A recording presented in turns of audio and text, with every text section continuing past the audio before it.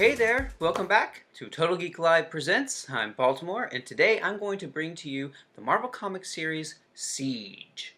Ooh, yes, in 2010, four-issue limited series ran January through March-ish of 2010.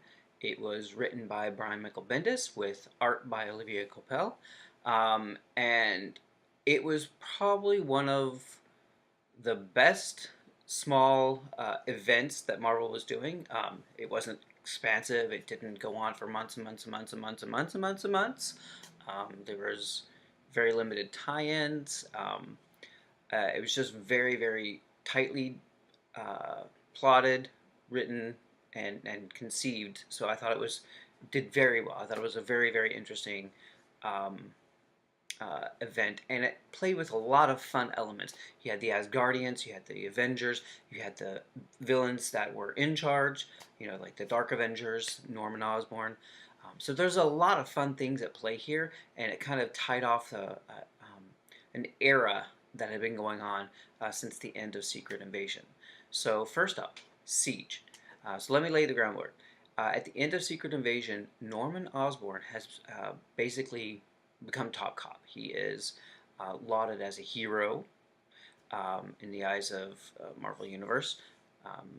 And those of you who may not know, Norman Osborn is Green Goblin, just so you know. So yes, Norman Osborn, crazy and all, has become, the de facto leader of, the heroes. He has created his own group of Avengers, the official Avengers, and he has a lot of villains playing the roles of heroes. So he had the son of Wolverine playing Wolverine. He had Venom playing Spider-Man. He had Moonstone, which is a bad female villain, playing Miss Marvel. So there were a lot of these little tropes. It was Bullseye playing Hawkeye. So there's a lot of these bad mamma jambas acting as heroes, and the world doesn't know. And the real Avengers, the new Avengers, were on the run and trying to hide out from Norman and his cohorts. As then a part of that Dark Avengers team was the Sentry, who is sort of like a Superman-style character. He's super strong. He's got lots of different varied powers like him, but he has a very, very dark side, so we say. The Void is his other half, who is basically an agent of death, I guess is a nice way to say it. So he's these two conflicting sides, and one is in control and one is not in control. So it's very, very shifty, and Norman was manipulating him, and that's going to, of course, come to roost. So in Siege, Norman has a cabal of villains, which include Namor and Emma from the X-Men, Doctor Doom, Loki, the Hood, who is like a two-bit criminal, but he has like magical powers with the Hood cape. So they are a cabal of villains who are trying to figure out how to divvy up the world and control it and be kind of like the in charge. And so the last holdout in America is Asgard. And at this point, Asgard has been reborn, remade onto Earth, but it is in Broxton, Oklahoma. So in Broxton, Oklahoma is Asgard, all beautiful, crazy city there. And the locals are just like, oh, just another Tuesday. So the Asgard is the holdout for Norman. He wants to take control, but he's trying to figure out a way to PR wise do it without having to, with the blessing of the country or whatever. So he and Loki come up with a scheme to get Volstagg, who's the large Warriors 3 of the Asgardians. He is in Chicago, and he's trying to stop some, villains or whatever. He ends up at Soldiers Field, and there is a complete, bomb blast and killing everybody in Soldiers Field. All these people are dead, and that becomes the inciting incident here for Siege, for Norman Osborn to lay siege onto Asgard. So he is doing that. At this point, Bullseye has decided that he's going to play part of this, and he kills Sentry's wife and makes him go crazy, even more crazy. So that's not good. The Dark Avengers, and he has the might of the Avengers Initiative. He has all that going for him. So he decides to attack and assault Asgard, and it is bloody. It's bad, bloodbath. It's terrible. It's going on, and he's winning. And Ares is a part of the Mighty Avengers at this point, and he is fighting. And once he finds out who's responsible for this, once he finds out that it is Norman, he turns tail and he tries to fight him, and it becomes a big match between Ares and Sentry. Ares and Sentry, and there is a gruesome, gruesome um, panel where the Sentry basically just tears in half Ares and kills him. It's was shocking to read this, and I pretty much for the most part try to avoid spoilers. So when I'm there on Wednesday, I can kind of see it for myself and read it and be like, whoa. And that was definitely a whoa moment. You know, even though he is a god and he's come back and got better, obviously, it was a pretty like wow. That's and just the artwork for it was really really good. So at this point, part of the Captain America, Steve Rogers is not Captain America at this point. It's Bucky Barnes, who is the Winter Soldier. He is actually Captain America leading the team.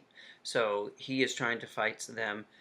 He ends up giving the shield to Captain America for the assault to save Asgard, to drive back Norman Osborn and his forces. So there is a huge, or there will be a huge battle between the Secret Avengers, the Secret Warriors, Young Avengers, and the Avengers, all attacking, Norman Osborn and his cohorts. So there's this huge fight.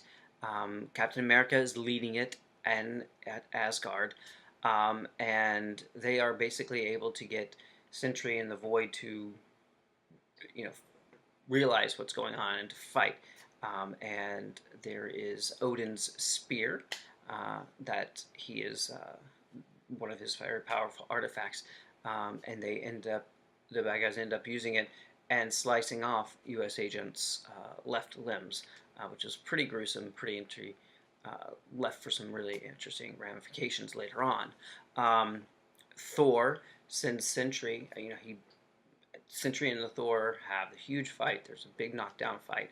Basically, those are the only two people who could fight each other. Thor and Sentry. They went at it, and basically.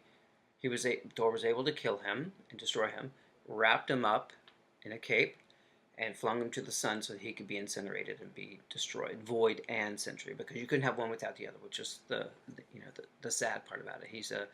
He was a very mentally disturbed superhero, which is an interesting concept. I just don't know if they fully were able to explore it.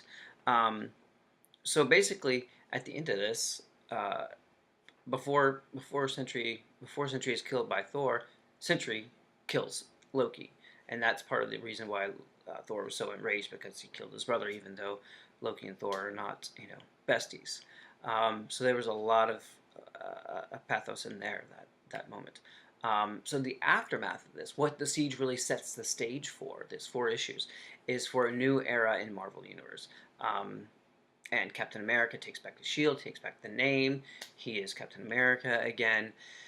And we have, his condition for renaming it or coming back on is the repeal of the Superhero Registration Act. That's right. Everything that's been going on since Civil War and all the fights, he says, I will come back. I will be, a part of this, the heroes, but I want the Superhero Registration Act gone. And there we go. It's all gone. Forgiven goes on. So basically what this really brings about is the return of Thor, Iron Man, and Captain America. And so you have a really great miniseries too with them coming back together, which is nice.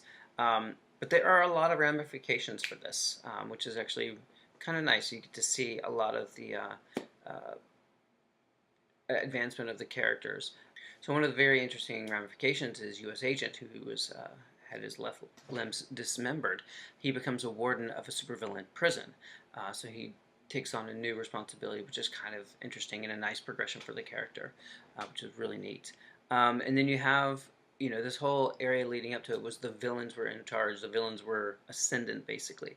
And now we've come to an age where it's no longer that. We're now entering the heroic age, as they will now brand most of the series coming out of this. But I actually really liked this series a lot. Siege was really good. I liked it because it was small, it was short, it was not too involved and engrossing. I think that was one of the things that made it very successful. Brian Michael Bendis did a great job scripting and plotting it. It was really, really interesting. The character interactions were great. The artwork was really beautiful. Olivier Cabal is an amazing artist, and he did a great job. Very, very interesting. The colors were great. So I really, really highly recommend checking out this series. It's great. You can find it in trade paperbacks and all that stuff. So all of it's pretty easy to read. There's not a lot of ancillary tie-ins to this one. But definitely check out Siege. It's really, really great. And I guess that's it for me. So as always, it's all geek to us. See you soon.